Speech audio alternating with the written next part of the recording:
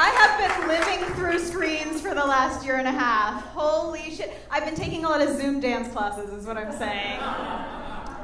Only slightly sadder than Zoom comedy shows, it turns out. But I love the dance classes. My downstairs neighbor's very supportive. Anytime I take one, they just bang on their ceiling to cheer me on. It keeps me going. A personal low moment. I went on a bunch of Zoom dates. Yikes. Yes, feel sorry for me. I was Zoom dating this guy. He thought it would be great to name the Zoom after a restaurant every time. I wish I wrote this. So I've been to Zoomiano's. I have been to the Zoom Cake Factory.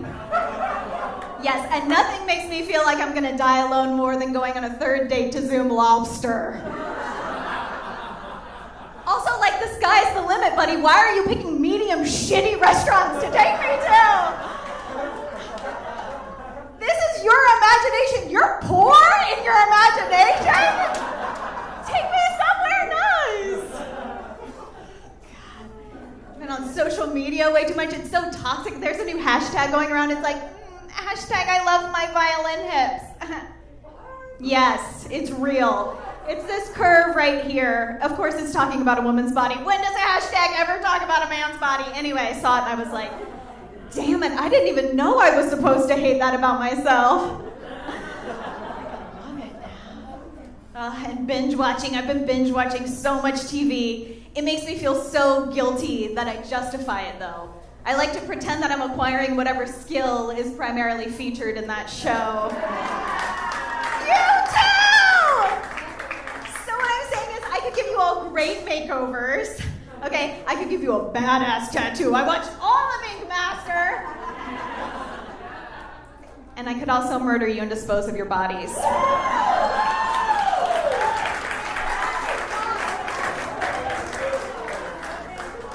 I love the murder shows. Women love the murder shows! We love it!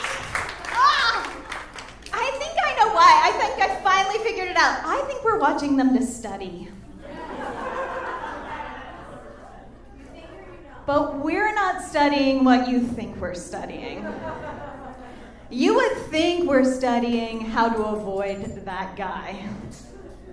That's not what we're studying. Every woman is watching those shows sitting there thinking, I could change him. Sure, he's murdered 17 women, but he's never murdered this pussy, you know? That's what I'm thinking.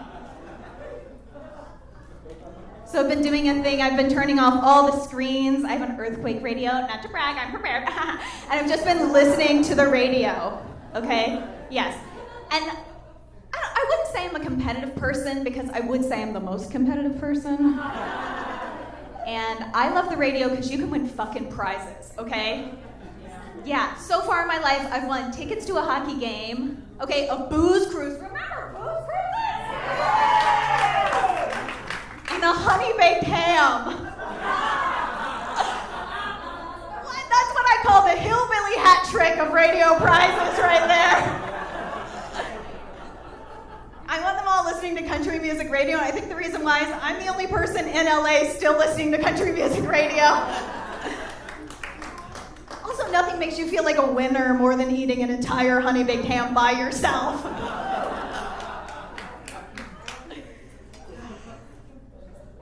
I also like the radio because it presents some unexpected moments to happen. You have a playlist, you know what's coming up next. Not with the radio, it's spontaneous. So the other night I was flipping through the channels and this woman came on and she was singing about this perfect love. And she could fail and stray and make mistakes, and no matter what, this person would always be there for her. I was like, oh, I want that, right? Turns out that was Christian radio.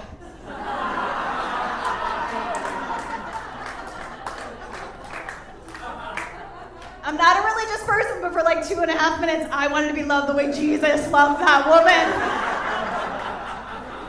It's definitely blasphemy, but I had the thought, before I knew, I thought, I'd let that guy do butt stuff.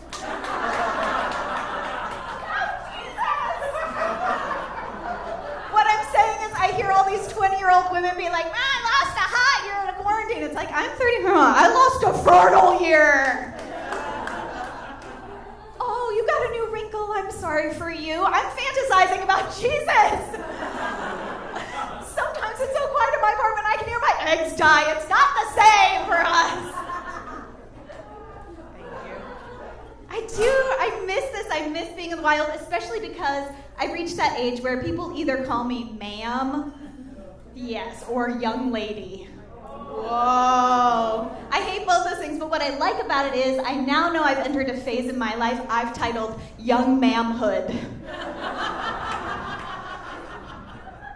Finding love right now is hard. It's hard because if any of your grandparents are still alive, odds are I'm too old for you. I know. Oh, none of you are that young in here. But if both of your parents are dead, odds are I'm too young for you. Unless they died under some like mysterious and unfortunate circumstances, in which case, I'm perfect for you. I'm a fixer. My friend was like, that's not your problem, Erin. Your problem is that you like gym guys because you like muscles. Like, of course I like muscles, but that's not why I like gym guys. I like gym guys because I like being left alone for at least 2 hours every day. Leave me alone.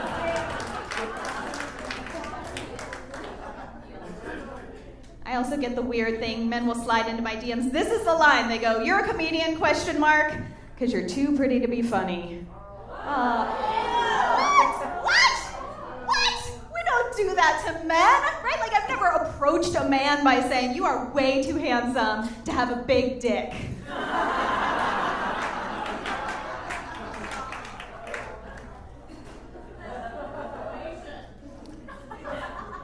I'm not a scientist or anything, but I think if you did that, that's the recipe for a dick pic right there, like that. Like, okay, I can prove it. No thanks. Gosh, I've also made the mistake of dating fellow stand-up comedians. Yes. Oh, there's some knowing oofs in here. I like it. I like to learn from my mistakes, though. What I learned is if they have some material about being bad in bed, you should believe them.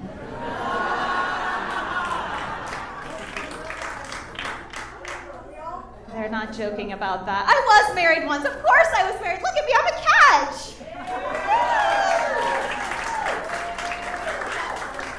And release, it turns out. So here we are.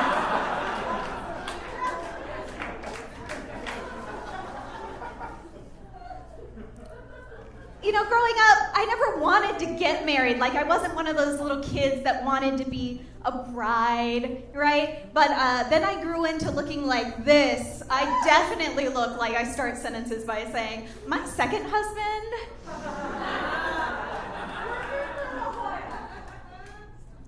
So I don't have any of that. I don't have a husband, but I do have an IUD.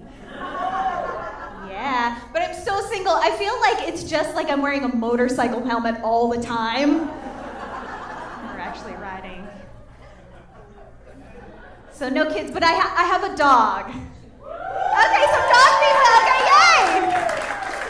Actually, I got my dog for protection. I had a peeping Tom. I know, I hate that term too. We don't do that about anything else. We're not like, oh, she's just a stalking Nancy. Like, oh, it's a song Battery Jerry. Like, hey, it's Arson Pete. He's hot, right? We don't. I was filled with rage. I wrote a lot of those. I got her for protection. I thought she would grow to be a medium-sized dog, but she turned out to be very small, so she's merely decorative. She's just adorable. So I did what people that look like me do, and I started an Instagram account for my dog. What is it? At Tiny Puppy Poppy. What I didn't realize when I did that is that other people with Instagram accounts with their dogs will email you pretending to be their dog, talking to your dog. What? They'll even do it in a doggy dialect. They'll be like, woof, Tiny Puppy Poppy, you're fetching. I don't know what to do though, because I don't know if that's the only way us white ladies can be nice to one another. Or if we've just been called crazy bitches so long, we're actually more comfortable just being crazy bitches. I'm Erin Tracy. Thanks, everybody.